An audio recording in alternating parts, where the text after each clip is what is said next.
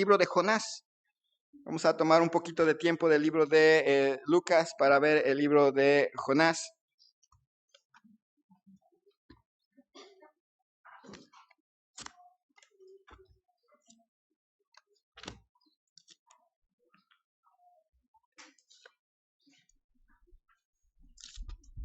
Uno de los pequeños libros de los profetas menores. Libro de Jonás, capítulo 1. Y vamos a leerlo alternadamente. Yo leo el 1, ustedes el 2 y nos juntamos todos en el 17. Conforme lo vayan encontrando, les invito a ponerse de pie. Jonás capítulo 1, versículos 1 al 17, todo el capítulo. Dice así la palabra de Dios. Vino palabra de Jehová a Jonás, hijo de Amitai, diciendo: aquella gran ciudad y pregona contra ella, porque ha subido su maldad delante de mí. Y Jonás se levantó para huir de la presencia de Jehová a Tarsis, y descendió a Jope, y halló una nave que partía para Tarsis, y pagando su pasaje, entró en ella para irse con ellos a Tarsis, lejos de la presencia de Jehová.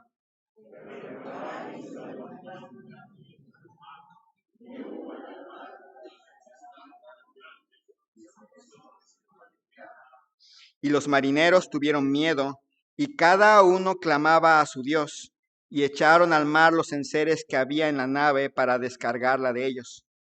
Pero Jonás había bajado al interior de la nave y se había echado a dormir.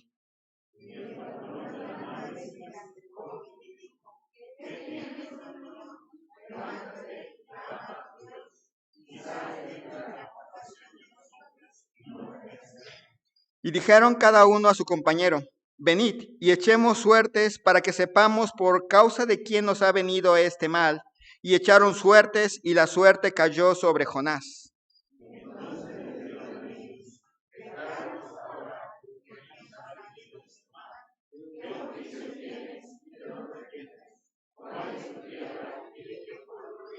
Y él les respondió: soy hebreo y temo a Jehová, Dios de los cielos, que hizo el mar y la tierra.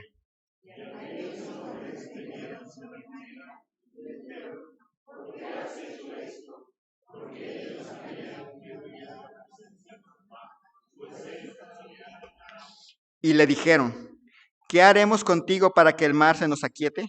Porque el mar se iba embraveciendo más y más.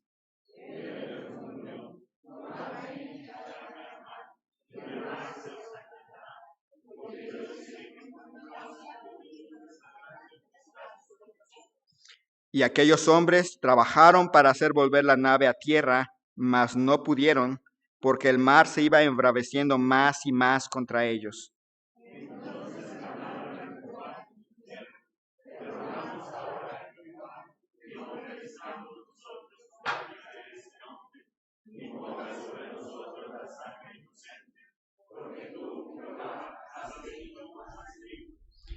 Y tomaron a Jonás y lo echaron al mar, y el mar se aquietó de su furor.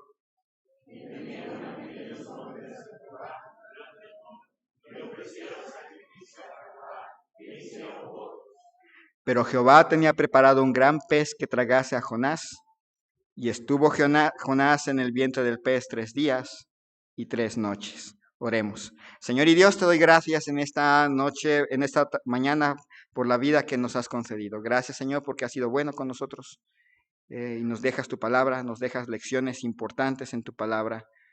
Toda ella nos habla de un u otro modo del Evangelio, toda ella nos habla de un modo u otro de nuestro Señor Jesucristo. Habla, Señor, a cada uno de nuestros corazones. Señor, úngeme a mí, Señor, habla a través de mí, Señor. Que tú, Señor, hables a cada uno de mis hermanos en este día y puedan tomar decisiones que van a impactar en su testimonio a favor de ti. Gracias, Señor, te doy por todas las bendiciones que nos das. Te ruego por aquellos que no están aquí presentes, ya sea por enfermedad o por alguna situación difícil que están pasando en su vida. Que tú, Señor, confortes sus corazones, podamos verles pronto. Gracias, Señor, te damos. Te ruego tu bendición para cada uno de nosotros, especialmente para quienes nos visitan. Y gracias, Señor, por ellos. en el nombre de Cristo Jesús. Amén. Pueden tomar sus lugares.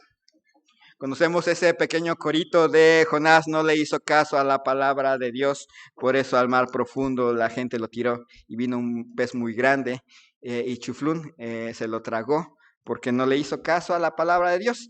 Y nos gusta cantarlo con los niños en las escuelitas, como la temática tenía que ver con peces, pues apareció ese corito y la gente, los niños pudieron saber que el pez que se comió a Jonás se llamaba Chuflún, porque Chuflún se tragó al pobre de Jonás. Jonás está este es un libro muy precioso, está en el Antiguo Testamento. Para algunos que en la escuela dominical ya están notando que estamos viendo o vamos a empezar a ver un panorama del Antiguo Testamento. El Antiguo Testamento nos da una visión de Dios que el Nuevo Testamento nos lo resume. Por ejemplo, podemos ver que tenemos un Dios misericordioso o un Dios que es amor allá en el Nuevo Testamento y es claro.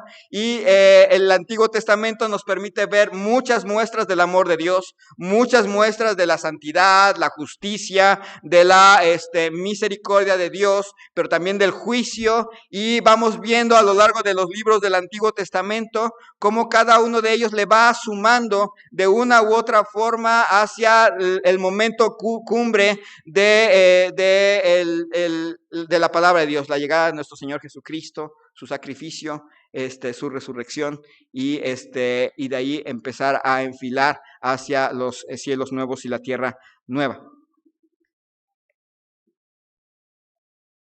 El libro de Jonás nos muestra un poquito de lo que va a llegar a ser el Evangelio de Cristo. Y es un buen momento para reflexionar de algunas cosas que son importantes para nuestra vida. Dice ahí en versículo 1 de Jonás, capítulo 1, vino palabra de Jehová a Jonás, hijo de Amitai, diciendo, y así continúa. Si ustedes se fijan, ¿con quién empieza el libro de Jonás? ¿Con Jonás o con Dios? Con Dios y la palabra de Jehová. Vino la palabra de Jehová a Jonás, así que el centro de toda esta historia no va a ser Jonás, sino va a ser Dios, que va a estar haciendo varias cosas, enfilándose a este drama que va a relatar Jonás. Jonás no es el centro, es Dios. ¿Se acuerdan que hemos estado viendo últimamente que el centro del Evangelio no somos nosotros? El centro del Evangelio es Dios. Hemos visto en la Biblia, ¿se acuerdan que la palabra de Dios comienza con, en el principio creó Dios? Así que el sujeto con el que empieza la Biblia es Dios. Nos gusta que empiece con nosotros. Nos gusta que la vida gire alrededor de nosotros, que el Evangelio gire alrededor de nosotros. Luego nosotros oramos a Dios, Señor, ¿cuál es tu voluntad para mi vida? Y nuevamente volvemos quiero saber lo que tú tienes para mí, porque yo soy el centro del universo. No estoy interesado en saber cuál es tu voluntad y en dónde yo me puedo insertar en esa voluntad. Yo solo quiero la voluntad para mi persona. Y entonces nos gusta mucho porque seguimos siendo pecadores y nos encanta que todo gire alrededor de nosotros. Pero no, la Biblia, ni la vida, ni el mundo, ni el universo gira alrededor de nosotros. Es Dios el centro. Dice ahí en versículo 1, vino palabra de Jehová a Jonás, hijo de Amitai, diciendo. Comienza hablándonos de un Dios que habla. Esto es un atributo muy especial. Tenemos un Dios que le gusta hablar. No es un Dios mudo de los ídolos. No es un Dios mudo que estaba en una rueda grandota hecha pedazos. O no es un Dios mudo que estaba en una estatua gigantesca afuera de una pirámide o alrededor de un monumento allá en Grecia. El Dios que tenemos en la palabra de Dios es un Dios que habla. Le gusta hablar, vemos toda esa historia a lo largo de las escrituras, vemos a Dios hablándole a Adán y a Eva, vemos a Dios hablándole a Caín, vemos a Dios hablándole, platicando con Enoc, vemos a Dios hablando con Noé, hablando con Abraham, hablando con José, hablando con Moisés, hablando con Josué, con David, y así nos vamos a una gran gama de historias donde Dios va hablando y de repente llega nuestro Señor Jesucristo, Dios el Hijo, y empieza a hablar con los discípulos. Luego viene el Espíritu Santo sobre cada uno de nosotros y Dios nos habla. Y parte de ese deseo de hablarnos nos permite tener hoy la palabra de Dios. Es la voz hablada en escrito. A Dios le gusta hablar. Dice, vino palabra de Jehová a Jonás, hijo de Amitai, diciendo, levántate y ve a Nínive, aquella gran ciudad, y pregona contra ella porque ha subido su maldad delante de mí. Es un Dios que habla, pero también es un Dios que tiene el derecho de mandar. Eso es algo importante. Dios tiene el derecho de mandar. No es algo de nuestra imaginación que nosotros queremos que Dios haga lo que nosotros queremos. A la gente le gusta que Dios usa la oración como muchas veces, como si fuera la lámpara la lámpara maravillosa. Quiero 3 deseos. Quiero esto, quiero aquello, quiero aquí. Y se nos olvida que Dios es un Dios que tiene derecho a mandar. Es un Dios que tiene derecho a mandar y un Dios al que debe ser obedecido. Es un Dios que ahí ha estado, está allí y en la actualidad manda a todos los hombres en todo lugar que se arrepientan. Eso es un mandato, no es una opción. No es si usted no se arrepiente, usted rechazó un regalo. No, usted no se arrepiente, usted rechazó un mandato. Dios manda. Es un Dios que manda, es un Dios que aborrece el mal. Dice, levántate y ve a Nínive, aquella gran ciudad, y pregona contra ella porque ha subido su maldad delante de mí. Es un Dios que manda, es un Dios que aborrece la maldad y además este Dios no amenaza. Él nunca amenaza. Luego vemos que alguna mamá le dice, si te portas mal, te voy a castigar. Y se porta mal el niño. Bueno, a la otra que hagas, te castigo. Y se vuelve a portar mal. Y le vuelve a poner ojitos de Bambi, el niño. Y, bueno, a la tercera. Y luego a la cuarta. Y luego a la quinta. Y cuando menos se dé cuenta el niño, la mamá está haciendo lo que el niño quiere. Nuestro Dios no amenaza, advierte. Si Él dice, va a suceder esto, y te lo advierto de antemano, no es porque a la mera hora va a decir, pues siempre no. Pues me ganó el corazoncito y pues no les voy a hacer nada. Nada más los estaba espantando. Él no espanta a nadie. Él advierte.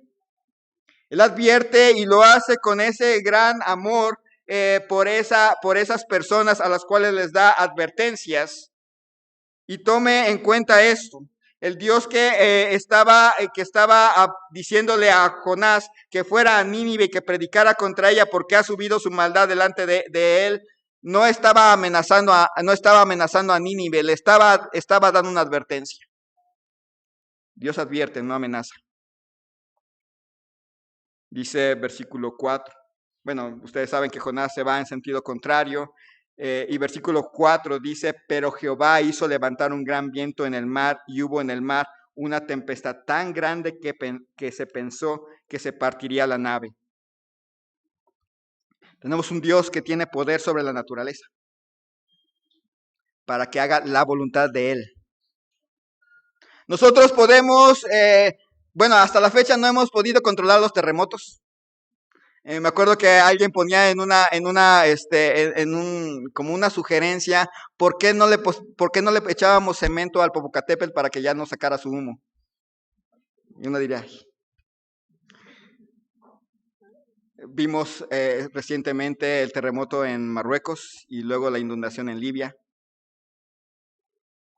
No lo vieron venir. Tenemos un Dios que controla la naturaleza. Es un Dios tan excepcional que cuando nuestro Señor Jesucristo vino a este mundo, podía decirle a los vientos y al mar que se callaran, y se callaban y se inmudecían y quedaban quietos. Podía transformar el agua, que es un elemento natural, en vino. Podía hacer que, era Dios el que hizo que cuando Elías pidió que no lloviese, no llovió. Porque tenemos un Dios que controla todos los elementos de la naturaleza. Y hacen lo que Él quiere. Hacen lo que es su voluntad. Nosotros no podemos hacer que el sol no salga. No podemos hacer que la tierra se detenga. No podemos hacer que la luna se detenga en un lugar y deje la tierra de girar. No lo podemos hacer. Hacemos muchas cosas. Ha logrado salir el hombre de la tierra y ha ido a la luna. Ha logrado hacer aviones supersónicos, pero nunca pueden predecir un terremoto. Nada más pueden avisar que ya viene con 20 segundos de anticipación. Y a los de la Ciudad de México, porque a los de aquí nos agarra, nuestro sistema de alerta antisísmica es un muñequito, ¿cómo se llama? Un armadillo que se mueve, su cabecita se mueve, pero ya llegó el terremoto. Ese es el gran Dios que tenemos. Versículo 7. Y dijeron cada uno a su compañero: venid y echemos suertes para que sepamos por causa de quién nos ha venido este mal. Y echaron suertes, y la suerte cayó sobre Jonás, pero no fue suerte. Fue Dios dirigiendo todo esto. Para Dios no hay coincidencias, no hay suertes, no hay nada al azar. Nosotros pensamos que es al azar. A veces hasta le ponemos una gotita de biblicidad y decimos, pues si Dios abre las puertas, entonces voy.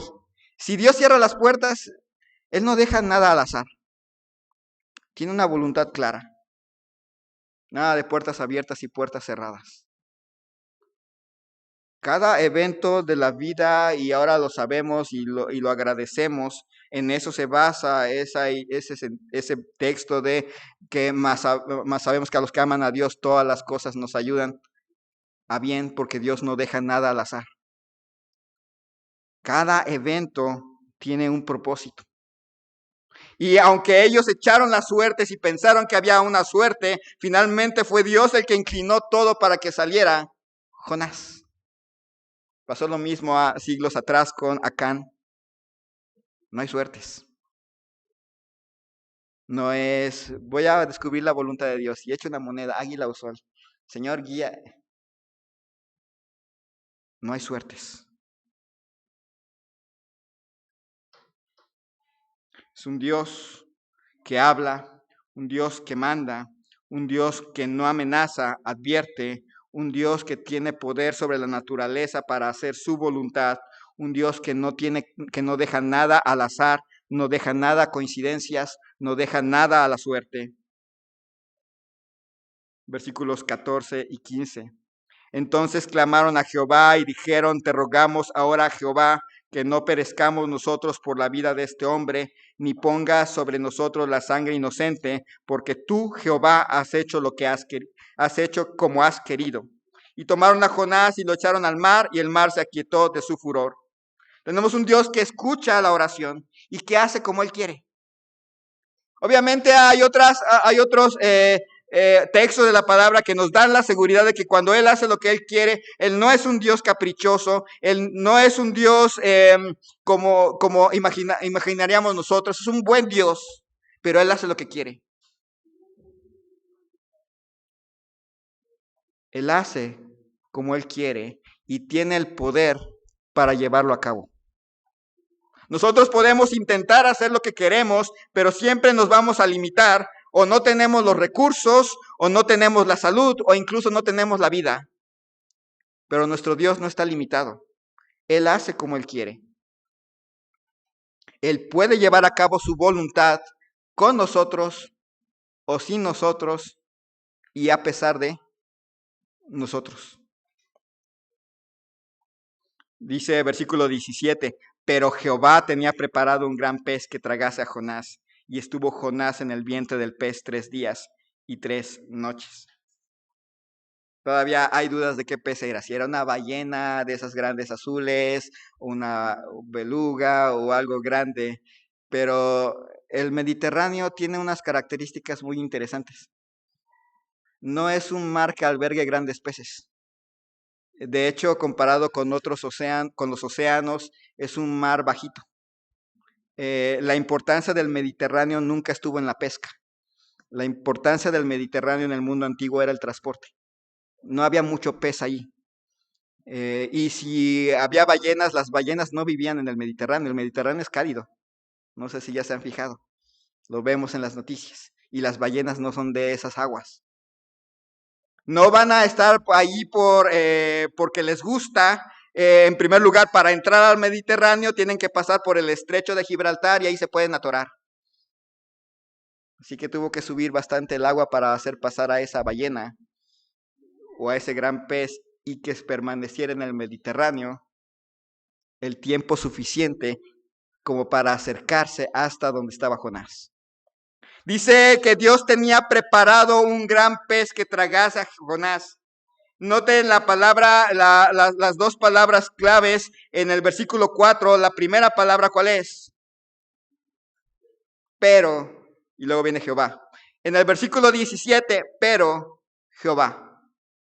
Él tiene el poder para cambiar el curso de la historia, para cambiar, para cambiar las situaciones, para hacer cosas diferentes a las que nosotros estamos haciendo. Ese es el poder de Dios. Tenemos ese gran Dios. Jonás no le hizo caso a la palabra de Dios y eso es lo serio de esta historia. Él no desechó cualquier cosa. Él desechó la palabra del único Dios soberano. Y pensó que se iba a salir con la suya. Pero no. Porque contra quien se opone uno es contra un Dios que es soberano. Nos gusta jugar mucho con nuestro libre albedrío y pensar que podemos hacer lo que se nos pegue la gana. Pero por encima de nosotros hay un Dios bueno que además es soberano. Él está arriba de nosotros y Él tiene un plan y Él tiene cosas que hacer. Oponerse a Él nunca sale bien. Hacer contrario a lo que Él quiere nunca nos va a salir bien. Puede parecer que tenemos éxito, pero nunca sale bien, porque tenemos un Dios que es soberano, un Dios que gobierna, un Dios que es bueno, pero también es justo y es santo. Ese es el Dios al cual a veces o muchas veces nos oponemos, pero nunca vamos a ganar. Tómelo en cuenta. Puede usted tomar decisiones, pero oponerse al plan de Dios nunca saldrá bien, porque Dios al final de cuentas es soberano. Y su plan es el que siempre va a prevalecer, no el nuestro. Si Él quiere que pase algo, nosotros no podemos detenerlo. Por un lado vemos ese Dios soberano, buen gobernante. Por el otro lado vemos la naturaleza del hombre. Dice versículo 5, y los marineros tuvieron miedo y cada uno clamaba a su Dios y echaron al mar los enseres que había en la nave para descargarla de ellos. Pero Jonás había bajado al interior de la nave y se había echado a dormir. Vemos a estos marineros bastante buenos representantes de lo que es la naturaleza humana. Cada uno de ellos tuvieron miedo, pero cada uno de ellos clamaba a su Dios. La idolatría está bien amarrada en el corazón de las personas. Cada uno de nosotros inclusive puede decir y puede dar testimonio que antes de recibir a Cristo éramos idólatras. Tal vez no, ninguno de nosotros tenía un Tlaloc, ninguno de nosotros sacaba corazones, pero ahí estaba la Virgencita, o San Pedro, San José que ponían de cabeza, o uno mismo, o el dinero o el trabajo, La naturaleza humana, el hombre necesita a alguien a quien adorar y es idólatra por naturaleza. Ellos buscaron a sus dios y dice ahí que echaron al mar los enseres que había en la nave para descargarla de ellos, pero Jonás había bajado al interior de la nave y se había echado a dormir. Ellos buscaron solucionar el problema por sus propios medios. Empezaron a ver que el mar se embravecía, empezaron a ver que su nave se empezaba a hundir y empezaron a sacar todo lo que tenían, empezaron a hacer, a quitar todos los enseres de la nave para resolver el problema. Ustedes van a ver que al último que acuden es a Dios, porque así somos por naturaleza. El hombre por naturaleza pecaminosa, busca resolver sus problemas por sus propios medios. Trata de resolver sus dificultades bajo sus propios términos y en sus propios medios, y ahí está tratando de batallar. A veces inclusive a nosotros como cristianos nos pasa. Le contamos a todo el mundo nuestro problema, y ya cuando todo el mundo no nos pudo resolver el problema, doblamos rodillas y Señor, ayúdame. Porque así somos por naturaleza. Buscamos resolver las cosas por nosotros mismos, hacer las cosas por nosotros mismos, con esa intención de que no le debemos a nadie más nada. Así éramos antes de creer en Cristo. Así son muchas personas. Así son nuestros amigos inconversos, nuestros familiares, nuestros conocidos. Todos buscando la manera de resolver sus problemas, pero todos sin Dios. Dice versículo 6, y el patrón de la nave se le acercó y le dijo, ¿qué tienes, dormilón? Levántate y clama a tu Dios, quizás Él tendrá compasión de nosotros y no pereceremos. Aquí hay una diferencia entre el corito y el texto. Levántate, dormilón, no seas como Jonás, recibe la bendición que Jehová te da, que Jehová tu Dios te da. Y el texto es, levántate, dormilón, clama a tu Dios. A ver si Él tiene compasión de nosotros. Tiene otra intención, ese levántate, dormilón. Porque la gente ve a Dios como una opción más. Piensen en aquella persona que, pues sí, le ora a Dios, pero se mueve por acá con las palancas para obtener lo que necesita. Usa el texto del Chavo del 8, ayúdate que Dios te ayudará. No está en la Biblia, de una vez les digo. No hay ningún texto que diga ayúdate que Dios te ayudará, el que madruga, Dios le ayuda. No existen esos en la Biblia. Pero por naturaleza,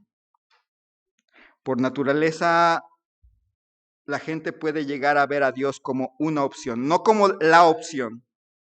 No es lo mismo una opción que la opción. Y ve a Dios como una cosa más que le puede agregar.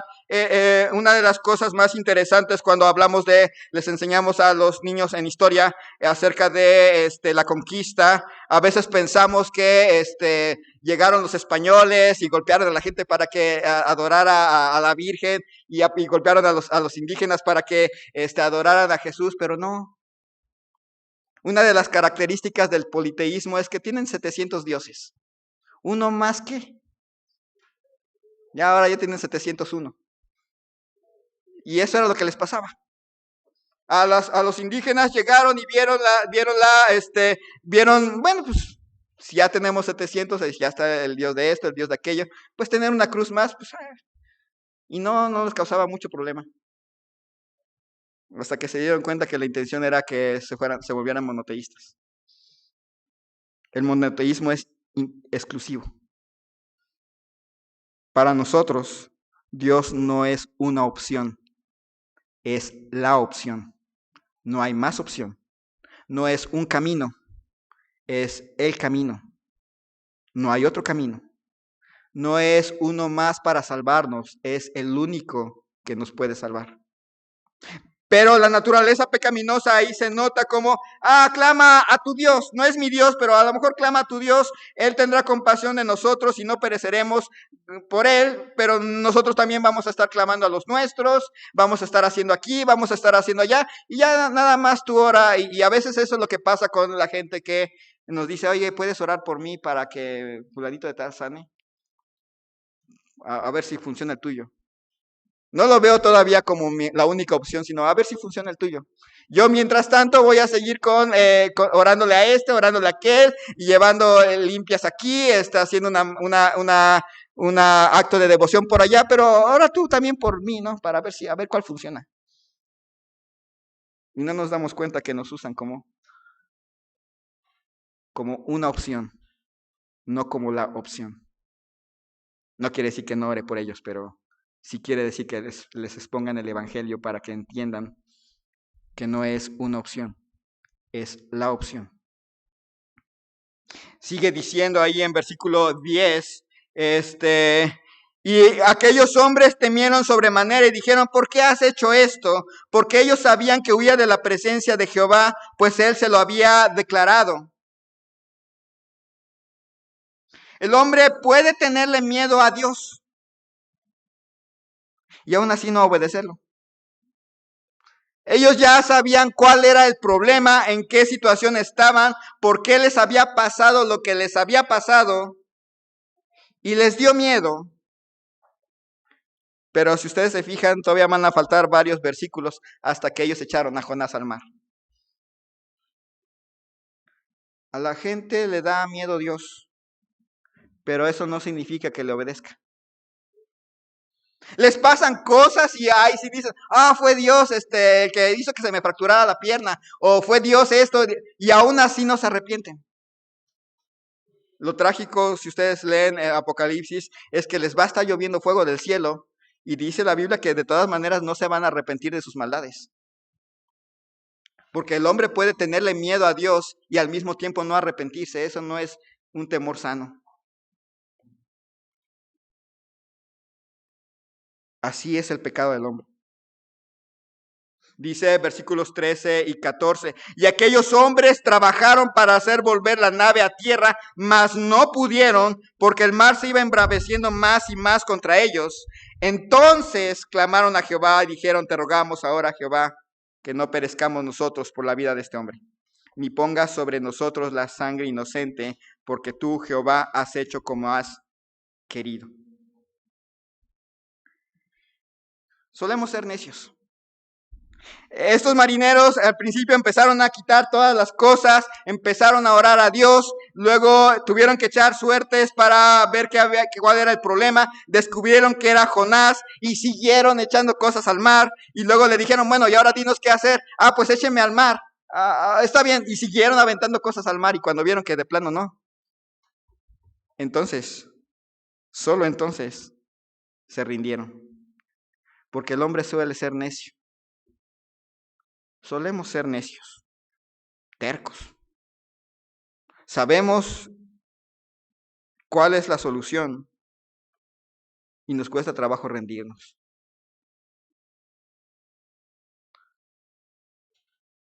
Sabemos dónde está la salvación y a mucha gente le cuesta trabajo rendirse. No es tan difícil el evangelio.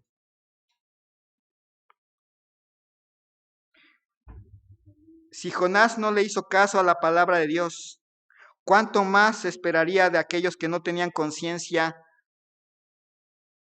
de saber quién era el Dios de la Biblia?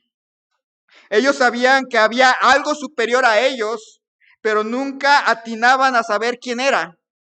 Ellos se imaginaban que había algo grande encima de ellos y se imaginaban hasta cierto punto que tenían que hacer cosas, pero no sabían realmente cómo acercarse a Dios. El hombre sin Cristo es idólatra. Es rebelde, ya sea pasivo o rebelde activo, es necio, pero a menos que alguien le presente el evangelio y clame a Dios, su problema se va a acrecentar y acrecentar porque nunca llegan a la conclusión justa esperada. Podemos ver en las notas en general Los que ven los documentales de Nat Geo, lo grandioso que es este planeta. Pero nunca llegan a la conclusión de que hay alguien grande que creó este planeta. Ven el terremoto, ven las inundaciones, ven que se mueren muchas personas y aunque pueden ver la grandeza de un Dios que es capaz de mover la tierra, a menos que alguien les presente el Evangelio, no pueden escuchar el amor que Dios tiene por ellos. No hubo suerte, no hubo una coincidencia que el Evangelio llegara a nosotros. Llegó. No éramos muy diferentes a estos marineros. A lo mejor los más chiquitos pueden decir, no, sí, yo sí era diferente. Pero en general no éramos diferentes en naturaleza.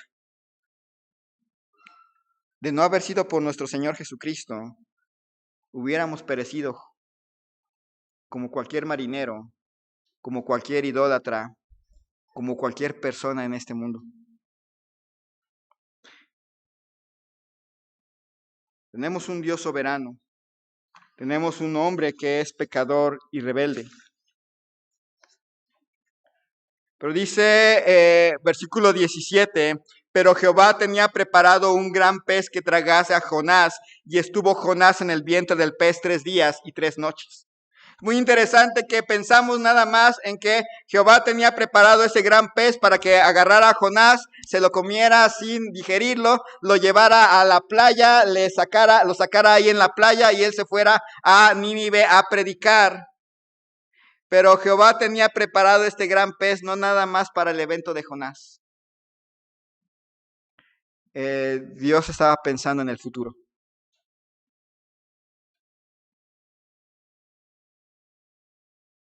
Mateo capítulo 12.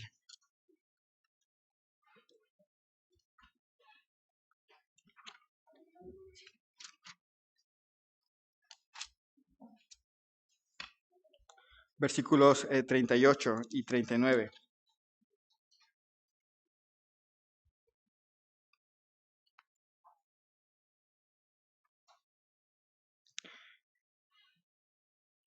Dice, entonces respondiendo algunos de los escribas y los fariseos diciendo, Maestro, deseamos ver de ti señal. Él respondió y les dijo, la generación mala y adúltera demanda señal, pero señal no le será dada, sino la señal del profeta Jonás. Porque como estuvo Jonás en el vientre del gran pez 3 días y 3 noches, así estará el Hijo del Hombre en el corazón de la tierra 3 días y 3 noches. Mas Jehová tenía preparado un gran pez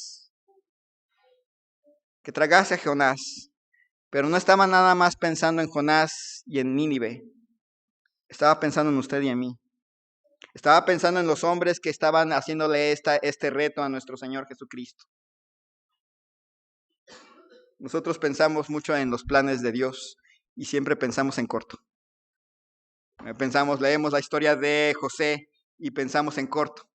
Cómo Dios cuidó a José, cómo salvó a su familia, y de repente tenemos que abrir un poquito más la visión ya desde el resto de la Biblia y encontramos que el resto de la Biblia tiene que ver con esa historia.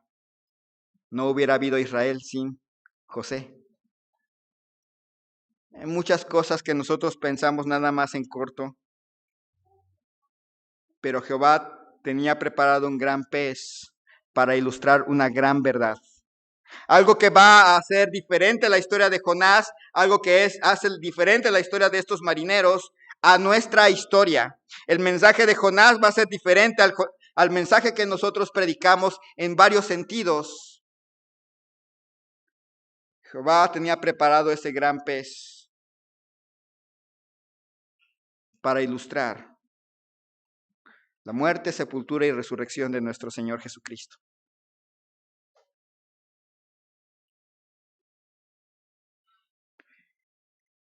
Dios preparó esta historia para apuntar este gran evento que hace que esa historia de Jonás tenga sentido para nosotros.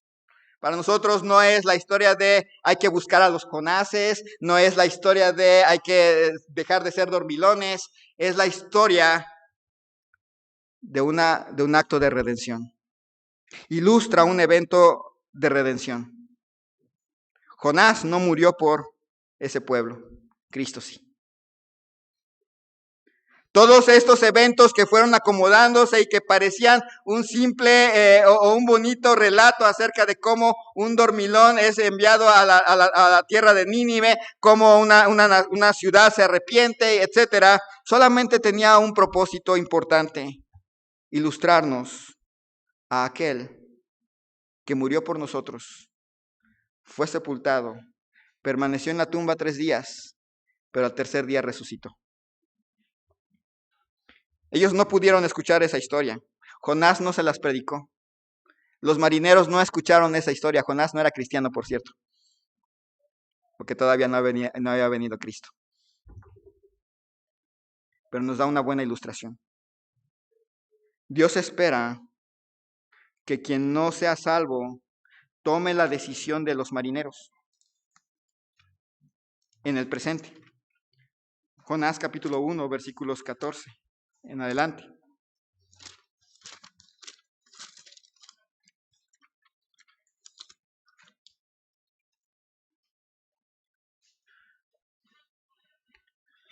Entonces clamaron a Jehová y dijeron: te rogamos ahora, Jehová, que no perezcamos nosotros por la vida de este hombre, ni pongas sobre nosotros la sangre inocente, porque tú, Jehová, has hecho como has querido. Y tomaron a Jonás y le echaron al mar, y el mar se aquietó de su furor. Y temieron aquellos hombres a Jehová con gran temor, y ofrecieron sacrificios a Jehová e hicieron votos. Noten la bonita ilustración que pone el Antiguo Testamento de lo que es arrepentimiento, creer y aceptar el señorío de Cristo. Es una ilustración, aunque en realidad esta historia pasó y en su manera de hacer las cosas hicieron lo que se espera que ahora con más claridad lo hayamos hecho todos nosotros. Reconocer que Dios es Dios. Confesar con nuestra boca que Jesús es el Señor y por lo tanto Él hace lo que Él, como Él ha querido. Creer implica decidir. Ellos dijeron: bueno, porque tú, Jehová, has hecho como has querido y lo agradecemos, pero seguimos con Jonás aquí. ¿Verdad que no? Ellos creyeron: Él es el problema, Él tiene que regresar a hacer la voluntad de Dios. Nosotros lo creemos, Él hizo lo que Dios ha hecho lo que Él ha querido porque Él es el soberano, y entonces quitamos el pecado de nuestra vida. ¿Ya? Aventamos a Jonás. Eso es lo que se espera de nosotros, de una manera más clara.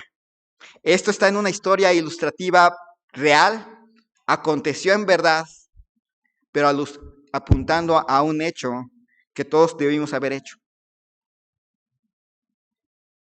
Imagínense a estos marineros reconociendo que Dios es Dios, reconociendo cuál es el problema, pero dejando a Jonás en el barco. ¿Qué les hubiera pasado?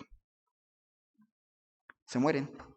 Aunque hubieran creído que Dios es Dios, aunque hubieran creído que Él es el único que puede aquietar el mar, aunque hubieran creído que Jonás es el problema, si no lo hubieran aventado fuera del barco,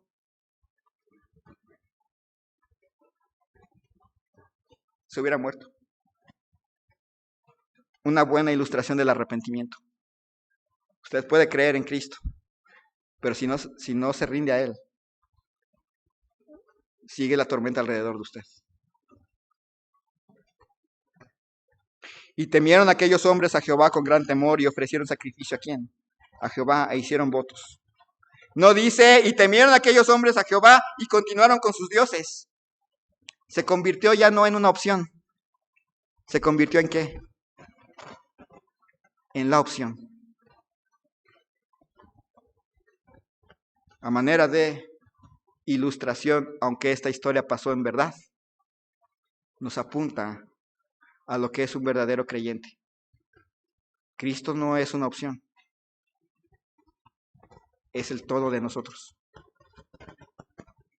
Cristo no es una cosa más que podemos agregarle a nuestra vida, es nuestra vida. Y si no es su vida, aún sigue la tormenta rugiendo, porque la ira de Dios está sobre usted. Jonás no le hizo caso a la palabra de Dios, pero Cristo vino a este mundo a cumplir la palabra de Dios de una manera perfecta. Cada aspecto de la vida de nuestro Señor Jesucristo, su muerte, sepultura y resurrección, estaban anunciados a lo largo del Antiguo Testamento. Cristo vino para terminar esa rebelión de nosotros y darnos la oportunidad de reconciliarnos con Dios. Nuestro mensaje es muy superior al que Jonás podría predicar. Perdón y restauración por el profeta ungido de Dios. Jonás era un profeta. Jesús era el profeta. Salvador verdadero y Salvador permanente a todo aquel que en él cree. ¿Y ahora qué nos queda? ¿Ya se fijaron a quién no he tocado hasta este momento? A Jonás. Es buen momento para reflexionar sobre Jonás para terminar. Dice versículos 1 al 3. Vino palabra de Jehová a Jonás, hijo de Amitai, diciendo, levántate y ve a Nínive, aquella gran ciudad, y pregona contra ella, porque ha subido su maldad delante de mí. Y Jonás se levantó para huir de la presencia de Jehová a Tarsis, y descendió a Jope, y halló una nave que partía para Tarsis, y pagando su pasaje, entró en ella para irse con ellos a Tarsis, lejos de la presencia de Jehová. Hay que recordar, Jonás no era cristiano, por cierto, porque no había venido Cristo todavía. Pero muchas veces nos parecemos a él. Somos el pueblo que conoce a su Dios. Tenemos la Biblia. Los marineros entienden, pero Jonás representaba bastante al pueblo de Dios en su época, y muchas veces nos parecemos a nosotros a él porque decidimos desobedecer a Dios, que nos ha mandado que vayamos y hagamos discípulos a todas las naciones. Y decidimos hacer lo contrario. Y es más, a veces hasta parece que nos sale bien. En aquel entonces no piense que agarrar un barco es como salir aquí a la vuelta y encontrar una ruta. No, tiene que haber el clima adecuado, el barco adecuado y además tienen que tener el dinero adecuado. No es algo así como que voy a ir en autobús de aquí a algún lugar. Ir en barco en aquella época era muy parecido a ir en avión. Y los que hemos ido en avión con cosas, exprimiendo el cochinito, sabemos que no es barato. Parece que se salió con la suya. Imagínense, llega y encuentra que hay barco para Tarsis. Ve que le alcanza el dinero, ve que hay chance para poder entrar en el barco y que le dejan subir y que el barco empieza a partir en sentido contrario al que él quiere. Parece que está triunfando, pero no. Por eso el versículo 4, pero Jehová hizo levantar una gran tormenta. Solemos ser rebeldes y a veces parece que nos sale bien. Llega el día de testificar y ese día se emociona porque está lloviendo y no va a salir. Bien, voy a poder salir a hacer esto y aquello. A veces parece que nos gusta irnos en sentido contrario al de Dios y que nos salimos con la suya. Dice versículos 5 y 6, hablando de Jonás, y los marineros tuvieron miedo y cada uno clamaba a su Dios y echaron al mar los enseres que había en la nave para descargarla de ellos, pero Jonás había bajado al interior de la nave y se había echado a dormir. Y el patrón de la nave se le acercó y le dijo, ¿qué tienes, dormilón? Levántate y clama a tu Dios. Nos volvemos insensibles. Vemos a la señora de las tortillas todos los días y le compramos tortillas, pero no sé si ya se ha preguntado si esa señora de las tortillas si se muere ese día, si ese día el tanque de gas explota y ella queda ahí, ¿a dónde iría?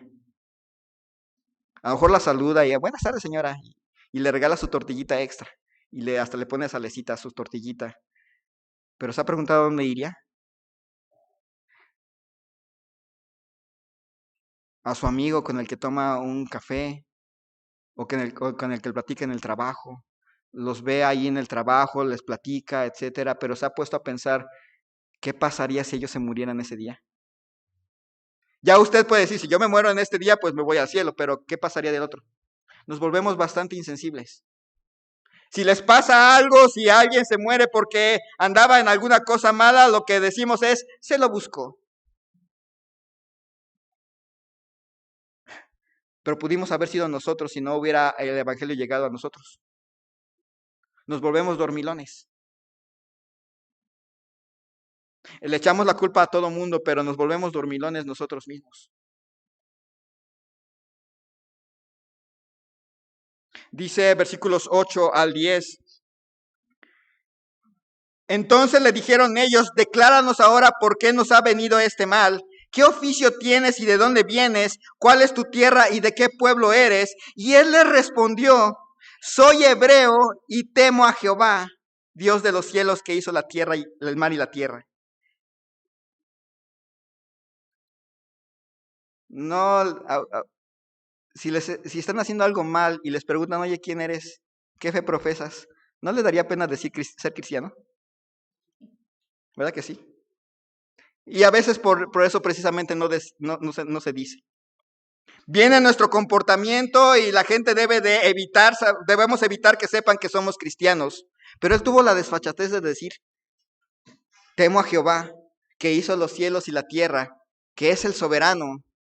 Pero yo me fui en sentido contrario.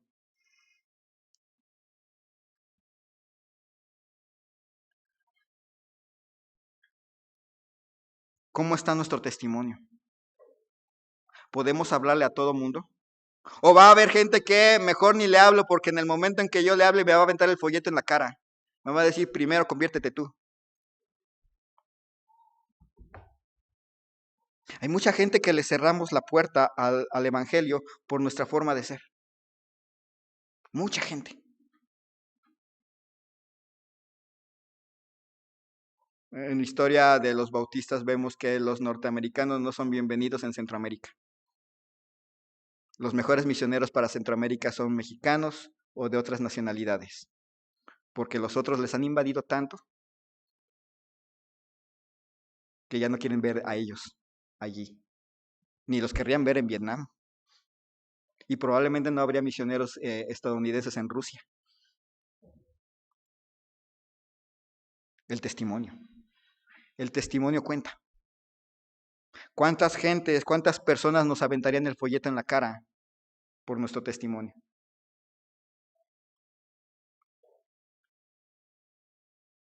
Versículos 11 y 12, y con esto termino. Y le dijeron, ¿qué haremos contigo para que el mar se nos aquiete? Porque el mar se iba embraveciendo más y más. Él respondió, tomadme y echadme al mar y el mar se os aquietará, porque yo sé que por mi causa ha venido esta gran tempestad sobre vosotros. Nótese que no dijo, yo tuve la culpa. Voy a orar a Dios, detengan el barco. Voy a orar a Dios, voy a pedir perdón y regrésenme. Voy a Nínive. No, dijo, primero muerto. Primero muerto antes de hacer su voluntad. Arrójeme al mar. Yo no voy a ir jamás a Nínive, pero si me arrojan ustedes van a salir libres. ¿Cuántas veces nosotros, primero muertos, antes que hacer la voluntad de Dios? ¿Cuántos dirían aquí, pues primero me muero antes de ser misionero?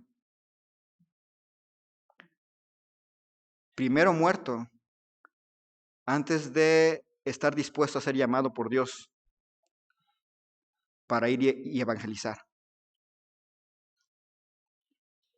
Primero mis cosas, después salir a testificar. Ya no decimos lo otro, nos quedamos más cortitos. Es que es el día del súper. Me he fijado, si pusiera el día de testificar como antes en martes, de todas maneras no saldrían. Hay cosas que hacer en martes.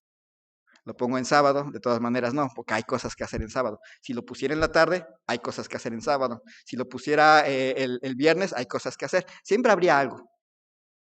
Porque primero muertos a rendirnos a su voluntad.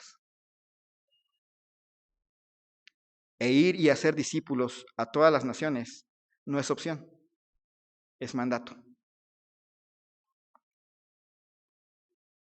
Este libro no fue escrito para que los ninivitas lo leyeran. Fue escrito para que los israelitas lo leyeran y siglos después nosotros. Muestra en qué termina la frialdad espiritual. Nos volvemos desobedientes al mandato de Cristo de ir y proclamar. Dejamos que el mundo se hunda en su locura. Y esto incluye a nuestros familiares y amigos. El mundo se está hundiendo en locura y ahí también se están yendo nuestros amigos, tíos, primos, conocidos. Jonás no le hizo caso a la palabra de Dios. Si usted no ha creído en Cristo y no se rinde, le espera algo más que un pez y un mar profundo, como juicio. Si usted ha creído en Cristo y primero muerto antes de hacer la voluntad de Dios, le espera algo más feo que un pez. Recuerde, Dios es soberano. Había una mamá que decía, primero muerta antes de que mi hijo sea misionero. Se murió la mamá. Así de simple. Porque contra la voluntad de Dios nadie se puede oponer. Vamos a orar. Señor y Dios, te doy gracias en esta tarde por la vida que nos concedes. Gracias, Señor, por dejarnos esta historia y por también apuntar a través de esta historia a nuestro Señor Jesucristo, que murió en una cruz, fue sepultado y resucitó al tercer día, para que nosotros prefiramos hacer tu voluntad, porque es nuestra vida, y no hacerla es nuestra muerte.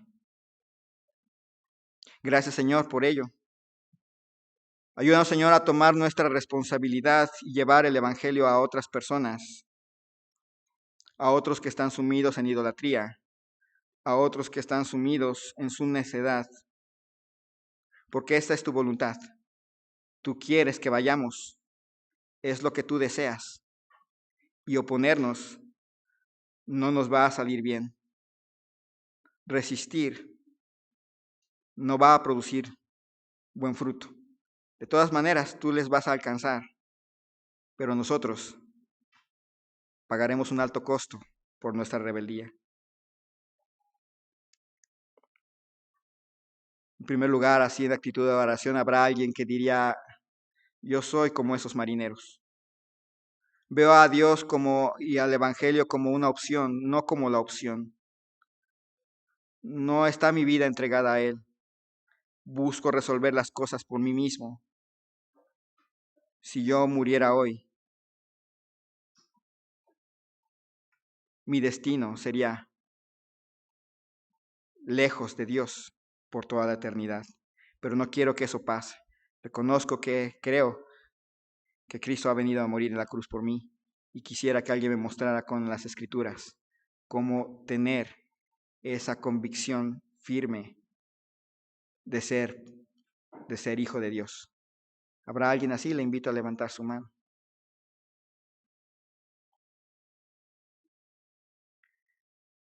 Para el resto, lo dejé al final para que pudiéramos notar que puede que nos parezcamos a Jonás, en mayor o menor grado. ¿Somos sensibles a los demás? Habrá que pedir perdón porque quizás si dijéramos que somos cristianos, nos aventarían el folleto en la cara. Habrá que pedirle perdón a Dios por ello. Quizás haya alguien aquí que diría, pues, no busco testificarle a otros. Me da pena, me da miedo. Pero hoy entiendo que eso también es rebeldía.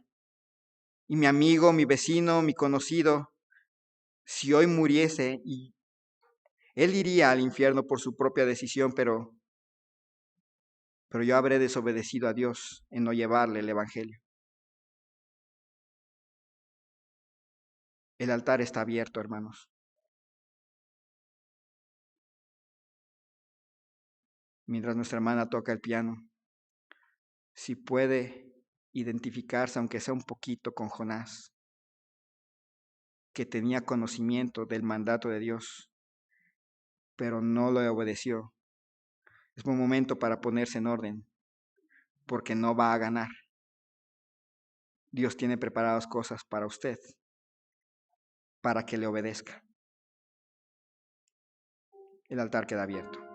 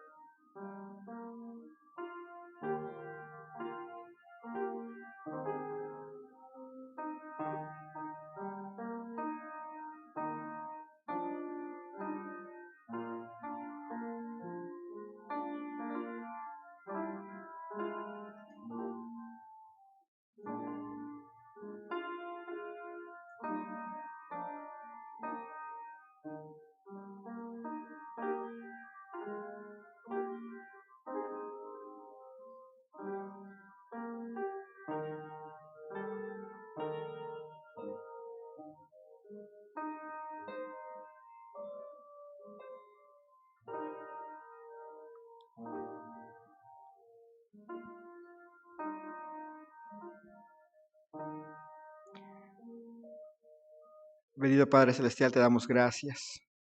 Eres nuestro Señor y Dios.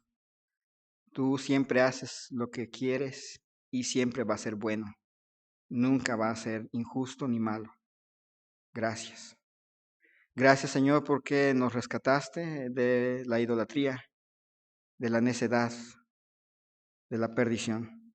A través de nuestro Señor Jesucristo, quien murió, fue sepultado y resucitó al tercer día para dar vida eterna a todo aquel que en él cree. Pero muchas veces somos como Jonás, insensibles, desobedientes a tu mandato, rebeldes y a veces necios. Ayúdanos a entender que no vamos a ganar nunca. No nos podemos oponer a ti y salir ganando. Y no es de tus hijos el ser así. Si alguien insiste en ser así, que tú hables a su corazón y puedas revisar si realmente es tu hijo. Bendice, Señor, a cada uno de nosotros. Llévanos con bien a nuestros hogares. Que podamos tener una buena tarde en comunión contigo y unos con otros. En el nombre de Cristo Jesús. Amén.